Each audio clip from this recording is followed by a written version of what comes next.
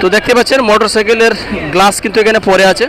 আমরা মানুষের সাথে কথা বলে যতটুকু জানতে পেরেছি মোটরসাইকেল কিন্তু একদম গাড়ির ভিতরে এখনও রয়ে গিয়েছে। আর মোটরসাইকেলের আরোহীর কী অবস্থা আমরা এখনও পর্যন্ত খবর পাইনি। তো যারা অন দ্য স্পটে ছিলেন কেউই কিন্তু সঠিক তথ্য দিতে পারছেন না। তো আমরা দেখি আসলে জানার চেষ্টা করব। আপনি কি ছিলেন শুরুতে? না, আমরা শুনছি আর কি, তবু মোটরসাইকেল নাকি ভিতরে বা যাত্রী করে বলা যায় না, কিন্তু সম্ভবত মোটরসাইকেল ভিতরে। তো মোটরসাইকেল সবাই বলতেছে গাড়ির ভিতরে, বাসের ভিতরে। আমি কিন্তু দেখতে পাচ্ছি না এখনো, পুরে হয়তো শেষ হয়ে গেছে। তো মোটরসাইকেল আরোহীর কী অবস্থা আমি অবশ্যই জানার চেষ্টা করব। ফায়ার সার্ভিসের কর্মীরা কিন্তু নিরলসভাবে চেষ্টা করে যাচ্ছেন অগ্নি নির্বাপনের জন্য। আগুন যদিও নিয়ন্ত্রণে চলে এসেছে, কিন্তু গাড়ির অবস্থা দেখতে পাচ্ছেন সব শেষ অবস্থা।